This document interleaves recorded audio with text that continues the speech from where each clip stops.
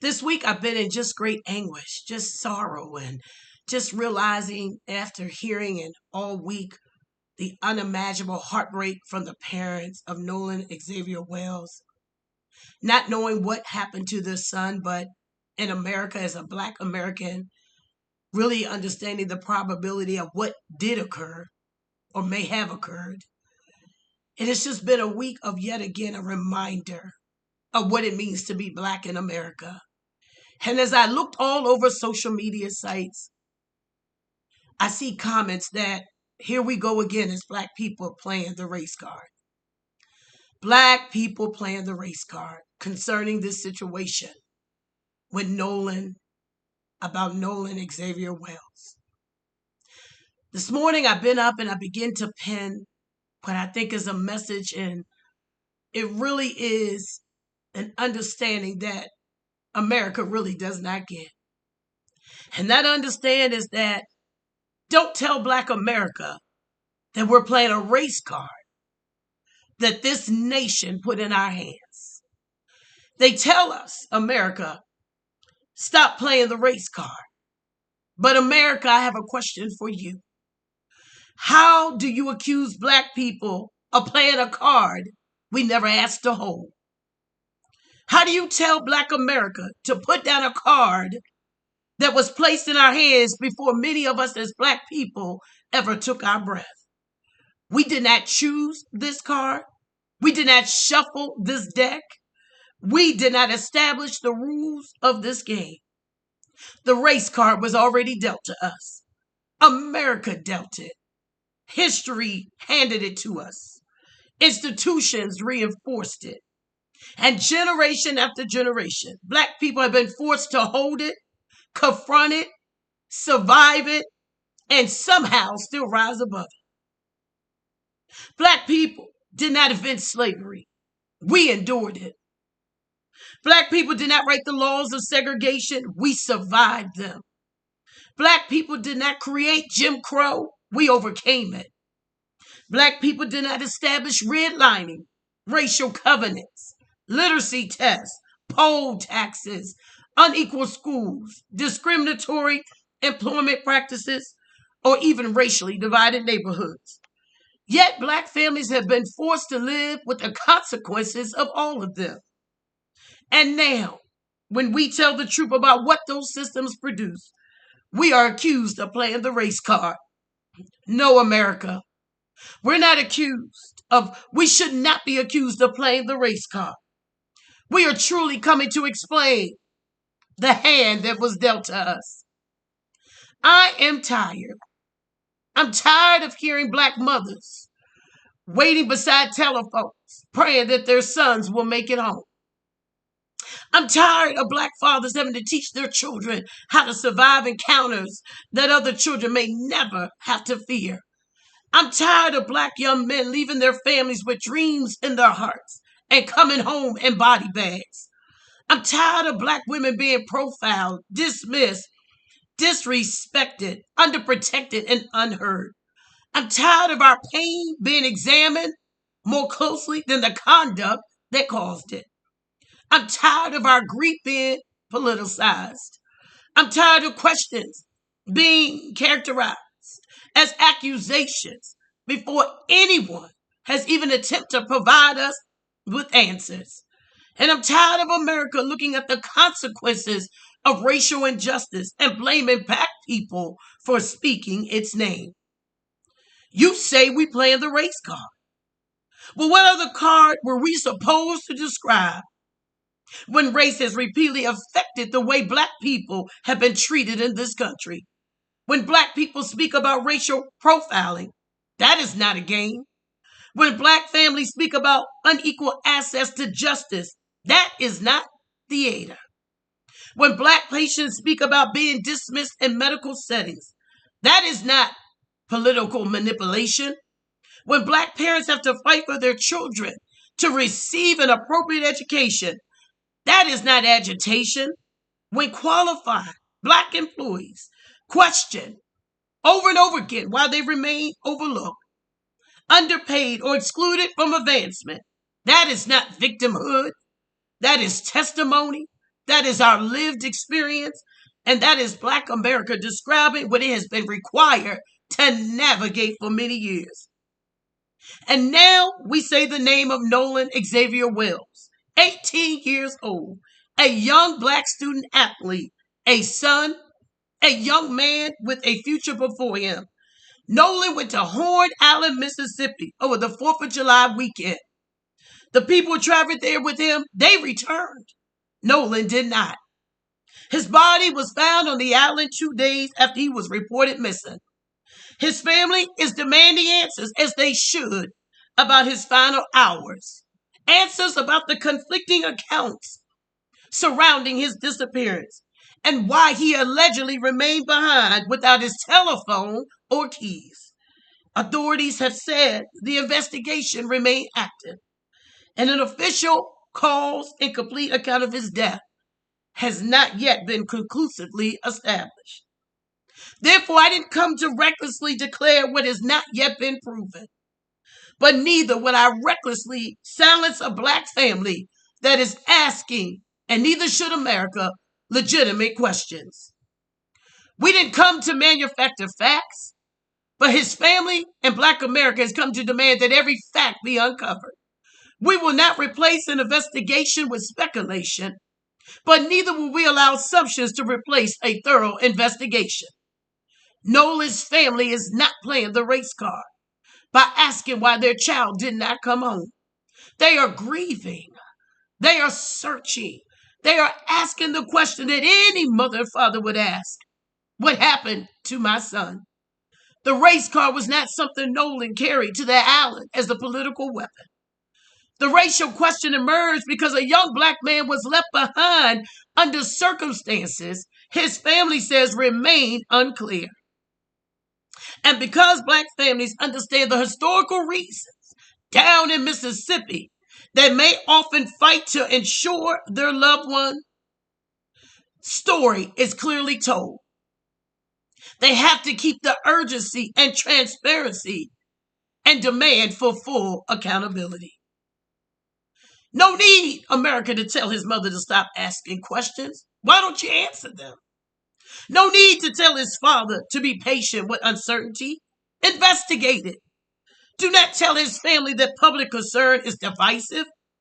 Give them the truth, because Nolan is not merely a headline. He is somebody's child. He was somebody's future. And Black children should not have to become national stories in America before their lives are treated as nationally valuable. George Floyd was not playing the race card. A police officer's knee was pressed against his neck while he pleaded for breath. The race card wasn't in George Floyd's hand. The weight of a racist system was on his body, and the world watched.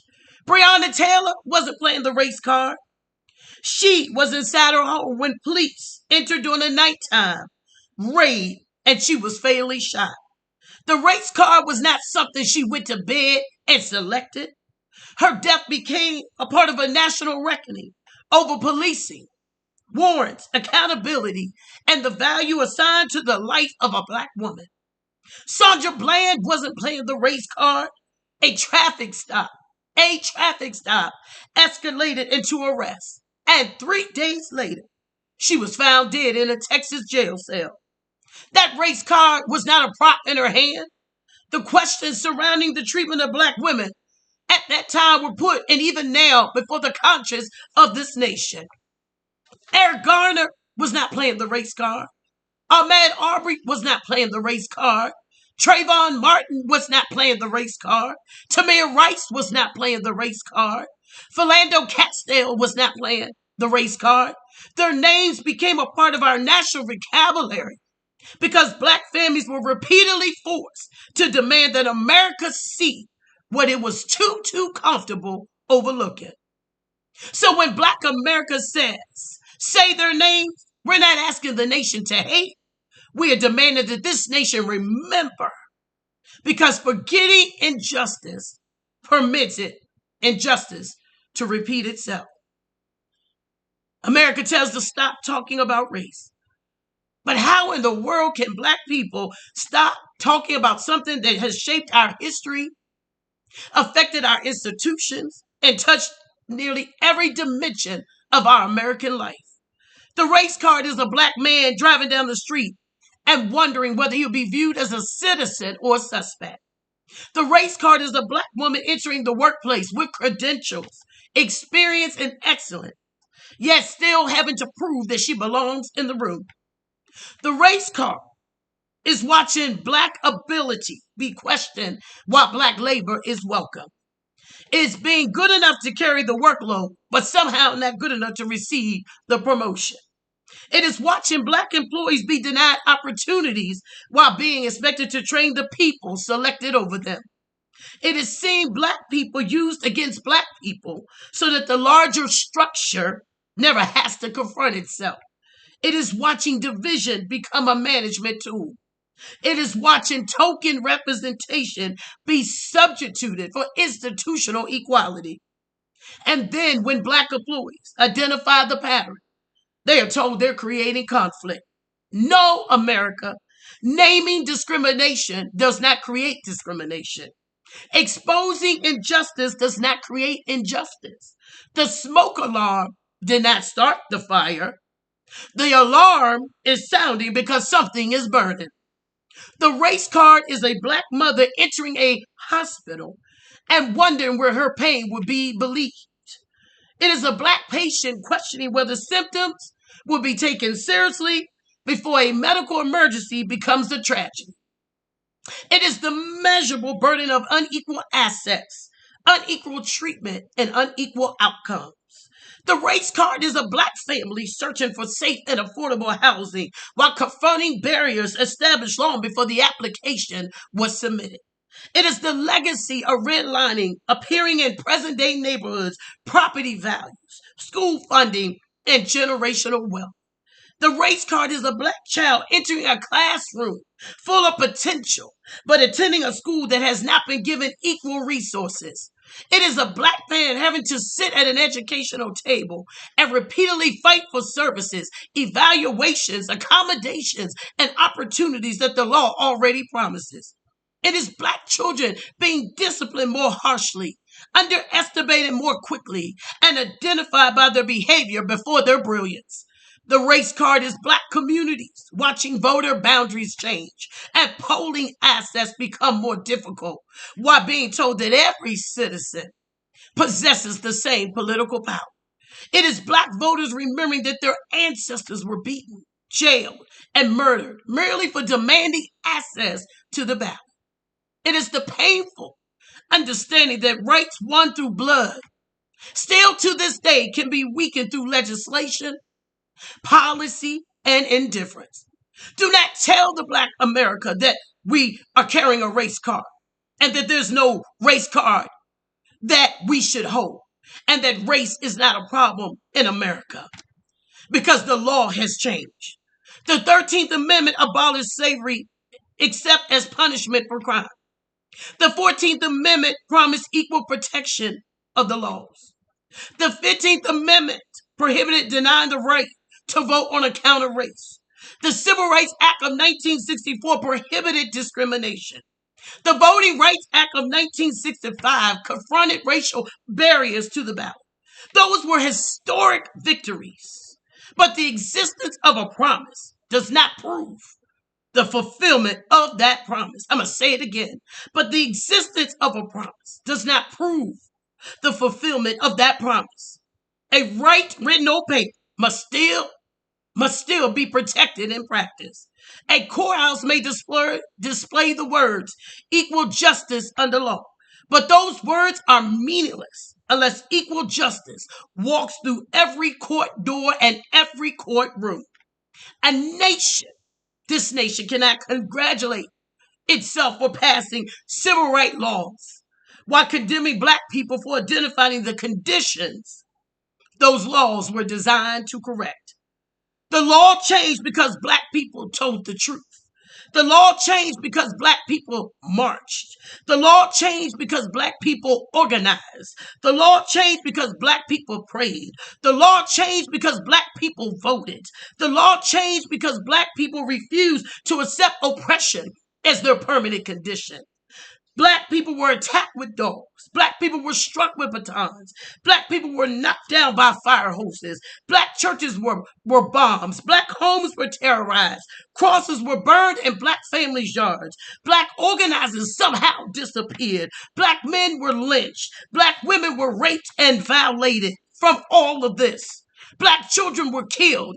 And still, black people stood up and demanded that America, honor its own constitution. That wasn't playing the race card. That was fighting for the right to be recognized as fully human. Let me say that again. That was not playing the race card. That was fighting for the right to be recognized as fully human. Dr. Martin Luther King Jr. declared that injustice anywhere is a threat to justice everywhere. He did not say injustice should be discussed only when the conversation is comfortable.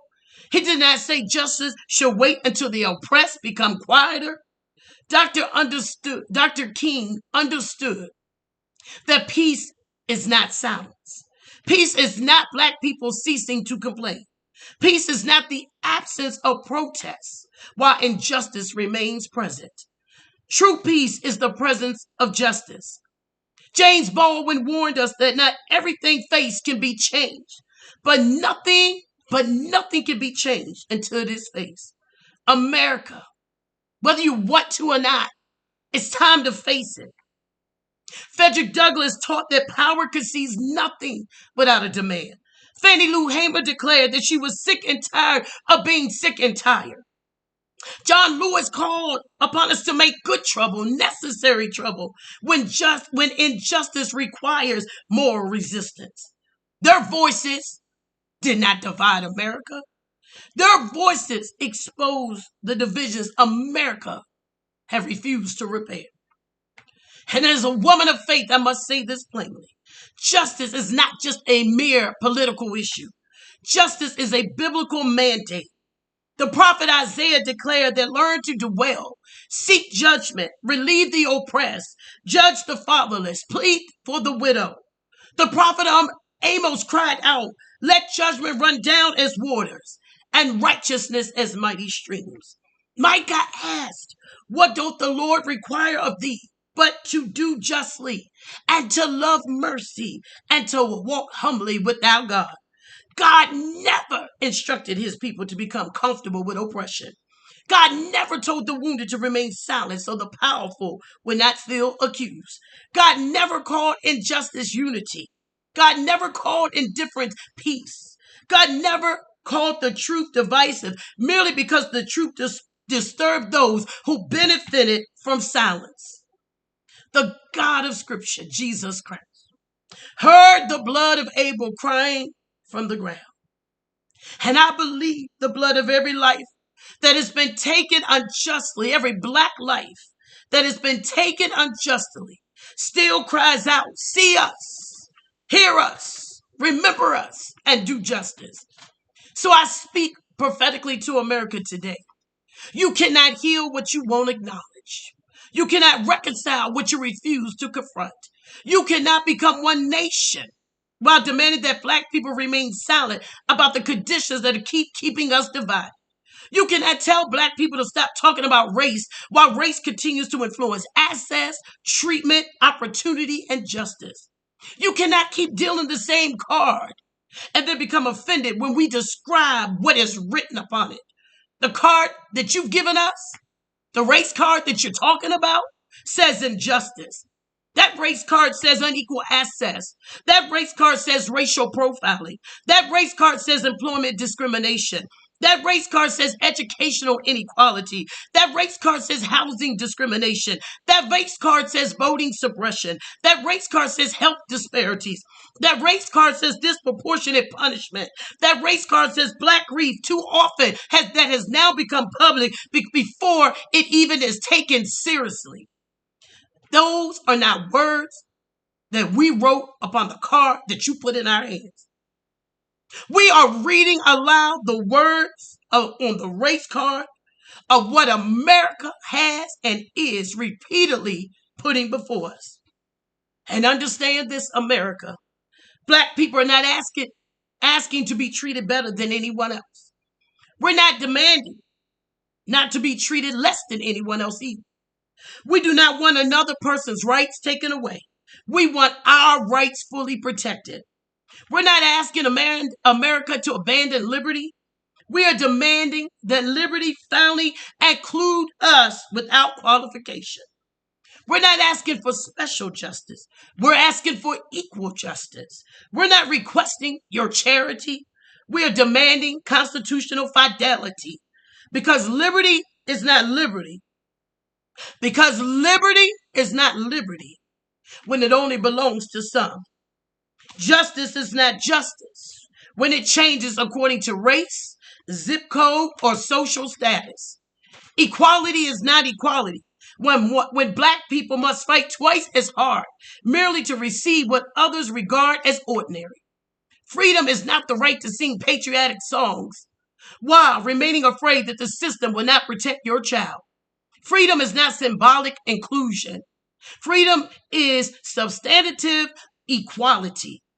Freedom means the Constitution recognizes Black humanity not only in language, but in practice. So do not tell America, Black people, or Black America, that we're playing the race card. We did not ask for this hand. It was dealt to us. We did not create the history. We inherited its consequences. We did not establish these disparities. We've been forced to confront them. We did not build the walls. We have spent generations breaking through them. We did not lock the doors. We kept knocking until justice opened them, and we still are knocking. And sometimes when the doors would not open, we as Black people have to continue to march, organize, pray, litigate, and continue to go for legislation until the entire building will change for us. So until every Black mother can sleep without wondering whether her son will make it home, we have to keep marching, praying, protesting, litigating, just so Black mothers don't have to wonder if their Black sons will come home. We have to keep this going until every Black father can release his daughter to the world without fearing that her humanity will be ignored. We have to keep going till every Black young man comes home to his family, not in a body bag, because his life was treated as disposable. We have to keep fighting until no other Black young woman becomes another name that America learns only after tragedy. We have to keep moving and fighting and marching until Nolan Wells' family receives the transparent and complete answers they deserve. We have to keep going and marching until Blacks receive equal care, until Blacks receive equal education, until Blacks receive equal housing opportunities, until Black workers receive equal pay, equal respect, and equal access to advancement, until Black voters can exercise political power without unnecessary obstruction, until justice belongs fully to every Black American. And until this Constitution protects Black citizens with the same strength, urgency, and dignity in which it protects everyone else. America, do not accuse us of playing the race card. Ask who dealt it. Ask who keeps returning it to our hands. Ask why Black families are still carrying it. And then ask the most important question. What will America do to ensure that the next generation of Black children never have to inherit this same hand? Because the dream is not for every Black American. Because the dream is not for us as Black Americans to become oppressed or stay oppressed. Our dream is for oppression to end. Our dream is not alone that every Black American is just to barely win.